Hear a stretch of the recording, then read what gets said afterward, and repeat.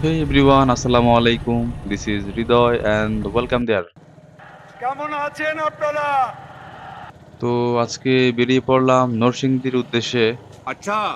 ব্যাপার হলো বন্ধু খুরশেদ অনেকদিন ধরেই প্ল্যান করতেছিল লো বাজেটে একটি বাইক কেনা দরকার। আচ্ছা। যদিও বন্ধু খুরশেদের একটি এফজেড ভার্সন 4 আছে।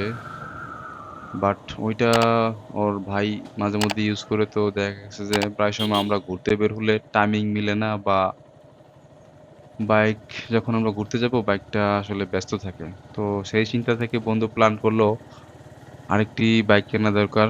যেন আমরা মাঝে মধ্যে ঘুরতে বের হতে পারি বন্ধুরা মিলে। ওকে।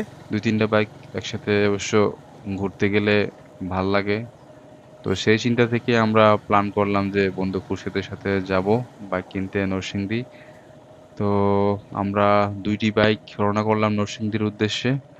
২ টি বাইকে আছি আমরা ৪ জন। দিনেই তো তো এখন আমার আছি দিমু এলাকার ভিতরেই।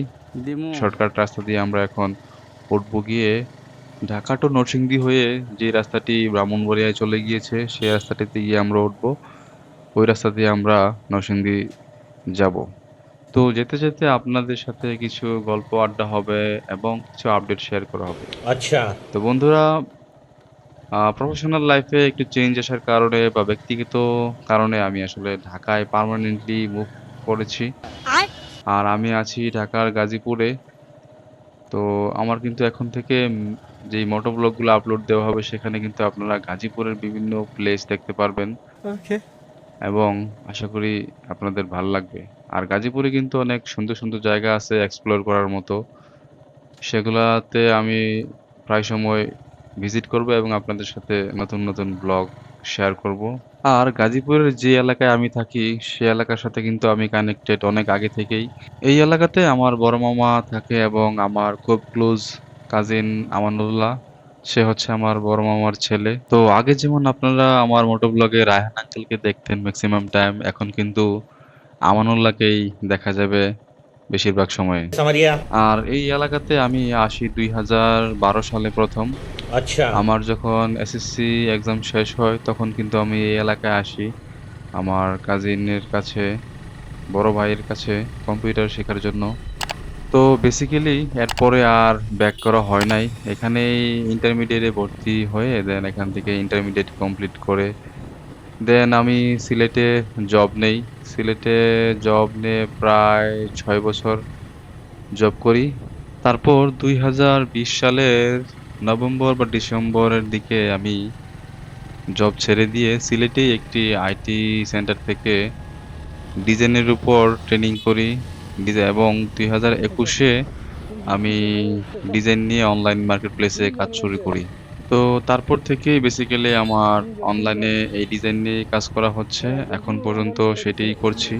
তো বন্ধুরা প্রফেশনাল লাইফে আপনারা কে কি করছেন অবশ্যই কমেন্ট করে আমাকে জানাতে পারেন এবং কোত্থেকে দেখছেন ভিডিওটি কমেন্ট করে জানাতে পারেন। আর বন্ধুরা দেখতে দেখতেই কিন্তু আমরা চলে আসলাম নরসিংদীতে অলরেডি ঢুকে পড়েছি এবং কিছুক্ষণের মধ্যেই আমরা চলে আসলাম আমাদের গন্তব্যস্থানে যেখানে আমরা বাইক দেখতে আসছিলাম। তো কিছু সময় এখানে বাইক দেখলাম ঘুরে ফিরে বাট বাইক পছন্দ হচ্ছিল না। আ ব্লগে যে কালেকশন গুলো আমরা দেখে আসছিলাম সেগুলা পাই নাই। ধুর বেটা, এটা হইলো বেটা, হইলো এটা? আমাদের আসলে অনেক ঘোরাফেরার পরও কোনো বাইক পছন্দ হচ্ছিল না। দেন আসলে আমরা এক প্রকার হতাশ হয়েই চলে আসলাম। তো আমাদের সাথে যে বাইকটি ছিল গ্ল্যামার বাইকটি ড্রাইভ করতেছিল খুরশেদের সাথে। ওর গ্রামের বাড়ি নাকি এখানেই নরসিংদীতে। তো ওর এক কাজিনের বাসার দিকে আমরা আসছি। ওনাদের রেস্টুরেন্টে আসলাম। দেন আমাদেরকে লাচ্ছি, দই এবং ফাস্ট ফুড দিয়ে আপ্যায়ন করা হলো। সেখানে আমরা কিছুক্ষণ রেস্ট নিলাম। দেন খাওয়া-দাওয়া করে আমরা আবার রওনা করলাম বাড়ির দিকে ব্যাক করার জন্য। তো যাওয়ার সময় কিন্তু আমার তেমন একটা আইডিয়া ছিল না গাজীপুর থেকে আমরা যে এলাকায় থাকি সেখান থেকে নরসিংদী আমরা যেখানে গিয়েছিলাম ওই জায়গার ডিসট্যান্স কতটুকু হবে। আমি আইডিয়া করেছিলাম খুব সম্ভবত ৩০-৩৫ কিলোমিটার হবে। বাট আমার আইডিয়া ভুল ছিল। সেখানে গিয়ে দেখলাম অলমোস্ট ৫৫ কিলোমিটার ড্রাইভ করে ফেলেছি। তো যাওয়ার সময় হাইওয়ে দিয়ে গিয়েছিলাম যার কারণে খুব জ্যাম ছিল। তাই এবার ভাবলাম ইটাখোলা দিয়ে ব্যাক করব। বাট ওখান দিয়ে গেলে আরো বেশি ঘুরতে হবে। ডিসটেন্স আরো 15 থেকে 20 কিলোমিটার বেড়ে যাবে। বাট যা জ্যাম যদি আমরা এভয়েড করতে চাই তাহলে ওইখান দিয়ে গেলেই ভালো হবে। তো যেই ভাবা সেই কাজ, আমাদের প্ল্যান ফাইনাল, আমরা ইটাখোলা দিয়েই ব্যাক করব। তো সেই উদ্দেশ্যে আমরা ব্যাক করার জন্য রওনা দিয়ে দিলাম। দেখি কতক্ষণ লাগে আমাদের এদিক দিয়ে ব্যাক করতে এবং ডিসটেন্স কতটুকু হয়। আর বন্ধুরা, এই ব্রিজের শুরুতেই কিন্তু একটা পার্ক ছিল, যার কারণে এই ব্রিজের মধ্যে অনেক ভিড় এবং ব্রিজের যেই মাথা ওইখানে কিন্তু অনেক ভিড় ছিল। পার্কে দেখলাম বেশ লোকজন ভিড় করেছে। আজকে আমাদের অবশ্য হাতে সময় কম, যার কারণে আমরা পার্কে ঢুকি নাই। ইনশাল্লাহ যদি কোনোদিন আবার নরসিংদীতে আসা হয় পার্কে ঢুকবো এবং সময় নিয়ে আসবো। আর এই ব্রিজটা কিন্তু অনেক লম্বা, আর ব্রিজ থেকে কিন্তু চারপাশের যেই ভিউটা ওইটা কিন্তু অসাধারণ। একটা বিলের উপর বা হাওরের উপর ব্রিজটা বেশ লম্বা, অনেক সময় লাগে পার হতে।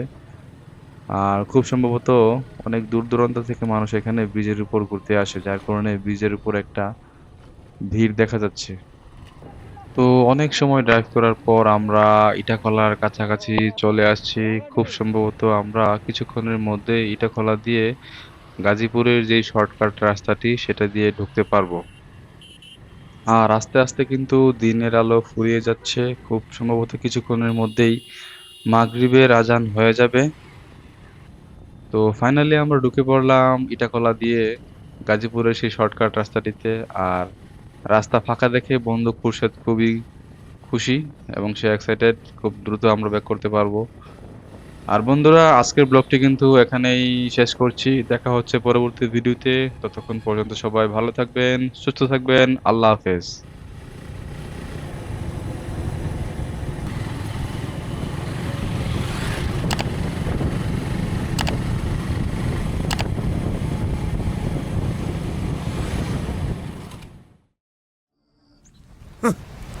Thanks. Love you.